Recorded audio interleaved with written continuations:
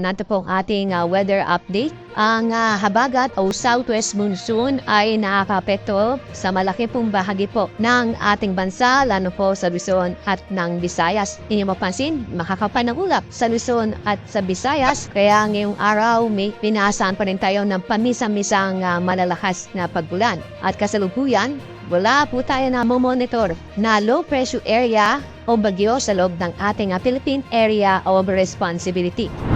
At sa ating magiging lagay na panahon na bukas, may epekto pa rin ang habagat sa ating bansa, lalo po sa Luzon at sa Visayas. Kaya inaasahan pa rin ang mahulan na panahon sa Metro Manila, sa Central Luzon, Calabar Luzon, Mimaropa, at ganoon din po sa Bicol Region. Samantala, itong lalabing bahagi po ng Luzon, ito sa bandang Northern Luzon, ay fair weather po tayo bukas, kung saan makakaranas ng bahagyang maulap hanggang sa maulap ang kalangitan. Maliban lang po sa mga thunderstorm, kung saan magbibigay ito ng mga isolated na mapagulan.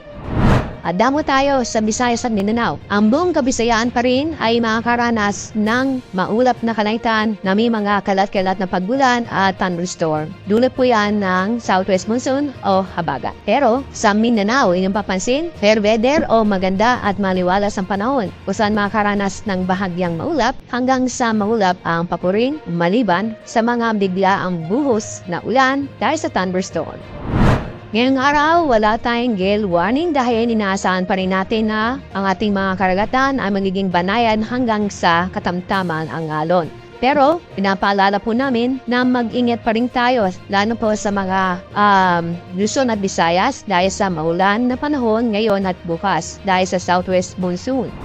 Pagdating po sa ating 3-day weather outlook, Friday hanggang weekend. Sa Metro Manila, sa araw mo ng Biyernes, saan pa rin ang makulimlim ang kalangitan, may mga kalat-kalat na pagulan at thunderstorm. Pero sa araw na ito, sa Metro Manila, sa araw ng Biyernes, ay kahit na maulan na panahon, pero itong mga pagbulan ay nasa ating mababawasan kumpara na naranasan po natin ng kaninang madaling araw. At yung makikita sa weekend, fair weather po tayo o muli o magiging maganda ang panahon sa weekend dito sa Metro Manila, maliban lang po sa mga isolated na mga pagbulan. Sa Baguio City at sa Legazpi City, sa loob ng 3 araw, magiging asahan ang fair weather o sa makakaranas ng bahagya maulap hanggang sa maulap ang panangitan, maliban lang po sa isolated na mga pagulan.